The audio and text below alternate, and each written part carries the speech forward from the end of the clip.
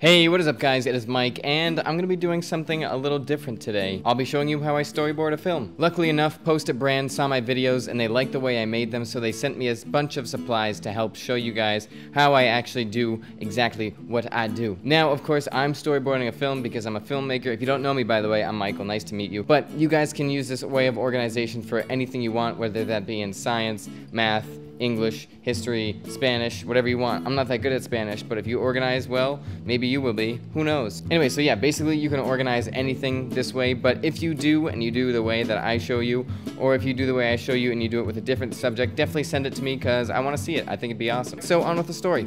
Alright, so the first thing that you need is an idea, so grab a post-it note, slam it down on the table, and make it beautiful with that idea. Next, take that idea and split it up into 3 parts, beginning, middle, and end. Don't go super detailed in here because we're gonna do that later, I promise. And by later, I mean right now. Alright, so step 3 is to take all those ideas that you have bubbling inside your head and to put them on paper. So get some post-it grid notes, put 3 down, label the first one characters, then the second one setting, and the third one plot.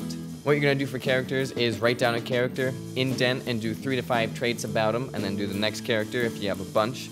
Next thing you're gonna do is your setting, so find your main location, and do any sub-locations after that, indent it so it looks nice. For your plot card, you're going to want to put down a sequence of events, so what do you want to happen in the beginning, middle, and end? And boom, now your story is a little more developed than before, but now comes the hard part. You got to write that story out. So you can go on your computer, or you can use paper, whichever you prefer, it's up to you. I suggest the computer because if you write the script, chances are you're going to have to do multiple copies, and you'll probably need to convert it on the computer anyways, but you do you. I'm not here to judge. Alright, so the next step after you've written your story is to print it out.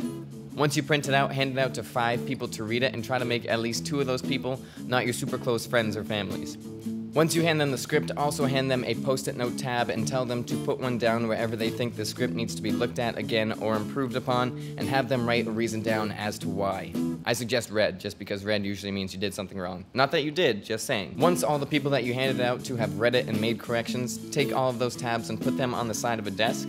Read them all, and the ones that you don't agree with, just rip them off and throw them away, because it's your story and you do what you want. But with all the suggestions that you think are true, keep those cards and edit the script accordingly, then print that bad boy out and celebrate, because you own it. You own it. Alright, now you need to read through your script again, and every time there's a new scene, mark it with a post-it flag.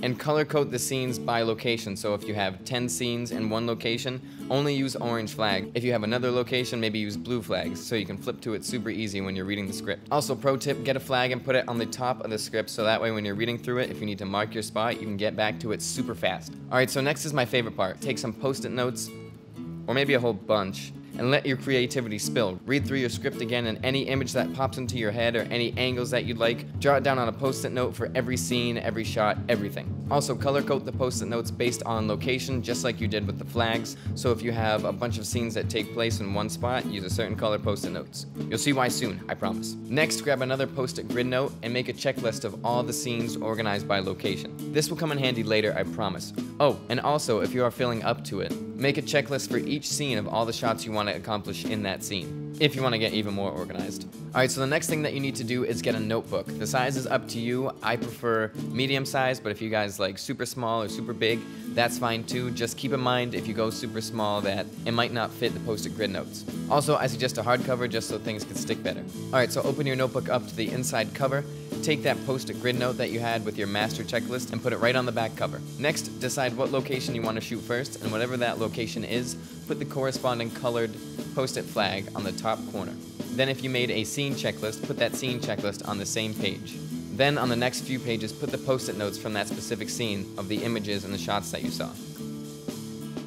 Once you go through an entire scene, put the next checklist down and do it all over again. Keep repeating this process till you go through your entire story. So when you finish all the scenes on one location, you put down a new flag and you keep going. Alright, pause.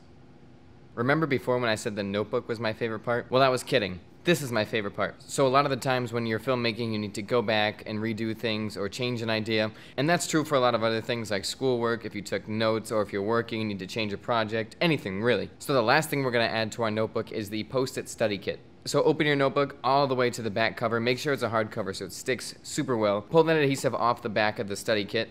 Put it on the back, fold it in, and close the book. And what's awesome is now whenever you need to change something later on, you can open up the book, then open up the study kit, and make the changes that you need, and it's like a little cool workstation It's kind of like a desk inside a desk, and I don't know, I really think that's a cool part. Anyways, resume. Alright, so now you have a sweet reusable notebook that has your shot list, that has your storyboard, that has everything you need. And when you are filming, bring the script and bring the notebook. Find the location and the scene that you're shooting in the script, and find the same place in your notebook, and you're good to go. After that, all you have to do is shoot the film, edit it, show it to the world, and you're done.